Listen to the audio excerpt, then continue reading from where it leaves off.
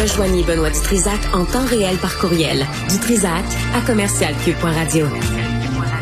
Christian Page est avec nous. T'as amené de la visite, Christian? Oui, la poupée Annabelle que je t'ai amenée. Qu'est-ce que c'est ça?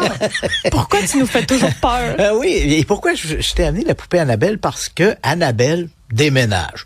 On approche du 1er juillet et Annabelle va déménager. Comme Isabelle. Pas chez nous. Isabelle et Annabelle déménagent. Pas chez nous. Mais tu veux pas une coloc? Non. Mais pourquoi je t'ai amené la poupée? Parce que on a une vision à Annabelle. C'est devenu un personnage des films d'horreur. Ouais. Dans la saga, en fait, la franchise de Conjuring, on en est à 5-6 films de Conjuring. Et à travers ça, on a développé ces films-là. Oui, non? Oui, tout à fait. Donc, même si l'histoire sur lesquels elles sont basées, ces films, les soi-disant enquêtes du couple Ed et Lorraine Warren, on pourra en reparler, là, c'est pas nécessairement très sérieux comme investigation, mais néanmoins, elles ont alimenté des films qui sont relativement divertissants. Si on est un fan de films d'horreur, c'est assez bien. Et à travers la franchise des films de conjuration, on a développé une franchise secondaire qui est celle de la poupée Annabelle. On a 3 ou 4 films là, de la poupée Annabelle. Et pourquoi je te l'ai amené? Parce que elle est beaucoup moins inquiétante que la poupée au cinéma. Hein? Oui, hein? Je t'ai préparé une petite vidéo pour remettre un peu le contexte. Donc, c'est vrai que la poupée au cinéma, on l'a très enlaidie, on l'a rendue très inquiétante. Ben oui. Et puis bon, il y a ses franchises. Mais en réalité, la poupée en question, c'est une poupée, une Raggedy Ann doll des années 60. Ah, c'est ça? Oui, donc, et là, elle va être déplacée. Oui, c'est ça, c'est la vraie poupée, là. Ça, c'est la vraie. Oui, en fait, c'est une copie de la vraie. C'est ça, la vraie ressemble à ça. Donc, on voit ici Mme Warren avec la poupée, on la voit exposée, là, dans le musée des Warren. Sacramouille. On l'a cochonné. Ouais, c'est pire. Évidemment, c'est moins inquiétant que la poupée qu'on a fait au cinéma. Pas sûr. Annabelle est effrayante. Ouais, mais au cinéma, c'est parce qu'elle affiche, tu sais, ce qu'on va voir. Tu sais, on l'annonce. Là, on n'annonce rien, là. On annonce une grosse catin douce. C'est ça, une Raggedy Ann. C'est les pires. Ouais. Tu le sais, Christian, t'es un homme d'expérience. C'est les pires. Les pires. C'est qu'on va pas méfier. Ah oui. Puis on la filme, mais quand t'apprends à les connaître, attache ta tuque. Mais pourquoi je te parle? Ben, effectivement, on la déménage parce que après le décès du couple Warren, hein, Ed Warren est mort au début des années 2000 et Lorraine Warren il y a quelques années maintenant. Donc la maison, hein, où je suis allé à quelques reprises et j'ai pu voir, j'ai même pu manipuler l'original dans le musée des Warren. Ils avaient leur maison à Monroe, Connecticut. T'as pas manipulé Mme Warren? Non. OK, c'est correct, j'ai peur. Manipulé Annabelle. Là. Attention, là. Et à la maison des Warren, il y avait une espèce de dépendance où ils avaient construit ou aménagé un musée d'objets maléfiques. Ça, c'est vrai, ça. Parce qu'on le voit dans le film, ça. Oui, tout à fait. Une espèce de local c'est ça, ce musée. Bon, c'est un musée qui ressemblait un peu à un marché aux puces. Là. C'est n'importe quoi. Là. Je veux dire, on a un bol en plastique. C'est un bol qui aurait été impliqué dans une possession diabolique. Ouais, mais c'est un bol en plastique quand même.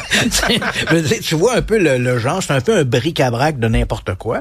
L'objet, évidemment, le plus extraordinaire que les gens voulaient voir, c'était la poupée Annabelle. Ceux qui ont l'image à la maison ont pu voir, elle est placée dans une espèce de petite boîte en bois, là.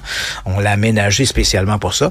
Donc, la poupée, après le décès des Warren, la maison est passée aux mains de la fille des Warren et éventuellement, elle a été vendue l'an dernier à deux individus qui sont très impliqués dans la culture du surnaturel. On a le YouTuber Elton Castille et l'humoriste Matt Reeves qui ont acheté la maison des Warren et ils avaient promis de conserver la collection Warren. D'en faire un musée, presque. C'est ça. Donc, parce que déjà, c'était un musée. Là. Quand on allait visiter les Warren, on pouvait payer une contribution à aller visiter le musée. Mais bon, on s'est dit, qu'est-ce qu'on pourrait faire éventuellement pour rendre ça plus accessible au public?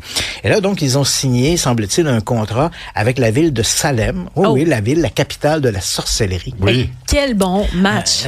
Donc, et ils vont exposer à partir du mois d'août. Hein, l'entente est en train de se finaliser. À partir du mois d'août, donc, la poupée et à peu près 1500 objets du musée des Warren seront déplacés à Salem, au Massachusetts, où ils seront exposés dans une grande exposition sur le surnaturel. Il y aura non seulement les objets du couple Warren, mais il y aura également des objets qui nous ramènent au procès de sorcellerie de 1692, plus célèbres procès de sorcellerie de l'histoire, même s'il était moins spectaculaire que ceux qui se sont produits en Europe, mais on en a beaucoup parlé. Et on va exposer également avec ça des objets qui sont liés à des mouvements sectaires qui ont cultivé l'histoire du surnaturel. On pense par exemple à Heaven's Gate, en 1997, tu te rappelles, le suicide collectif de ces gens-là, qui était dirigé par un type qui s'appelait Marshall Applewhite, qui au départ s'était fait connaître dans les années 50 parce qu'il se disait en contact avec des extraterrestres. Et éventuellement, le discours a changé. Et à la toute fin, on était quand même dans la même thématique parce que les gens se sont suicidés, faut-il le rappeler, en 97, pour aller, on était à pratiquement 30 personnes se sont suicidées, pour aller rejoindre un vaisseau spatial extraterrestre qui était dissimulé dans la queue de la comète Hale-Bopp. Donc, en se suicidant, ils quittaient leur enveloppe charnelle pour aller rejoindre les extraterrestres. On n'a pas eu de nouvelles depuis, hein?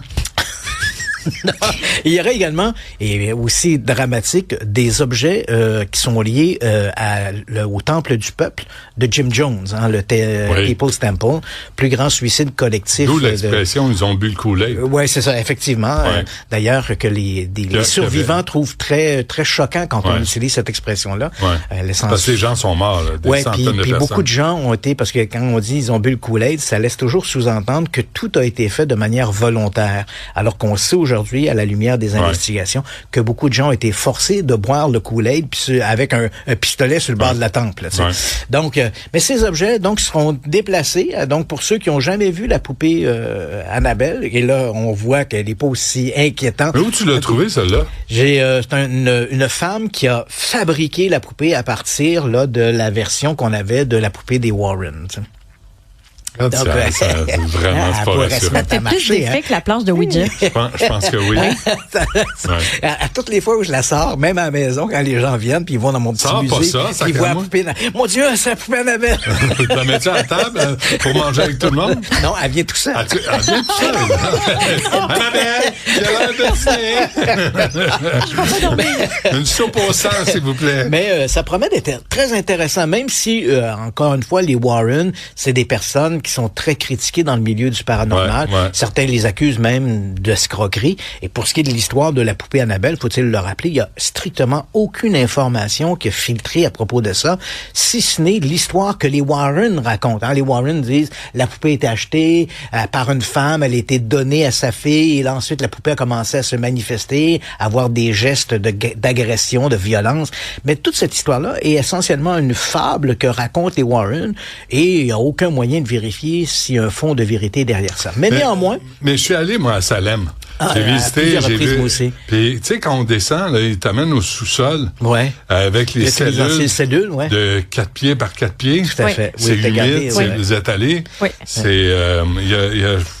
Puis là, au cours des dernières années, ils ont aménagé un petit parc derrière une pharmacie parce qu'on savait pas à quel endroit où les sorcières avaient été pendues. Faut-il le rappeler, en Amérique, en Amérique, entre autres, et en Angleterre, on pendait les sorcières. On les brûlait pas, contrairement à l'Allemagne ou la France.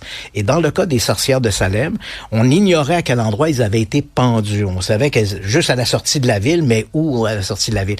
Et là, grâce à des documents d'archives, on a pu retrouver exactement l'endroit et qu'on a aménagé maintenant dans un petit parc commémoratif juste derrière une pharmacie. C'est l'endroit où se dressait jadis la potence. Mais c'est encore des femmes, tu sais, c'est encore l'espèce de religion qui vise les femmes misogynes.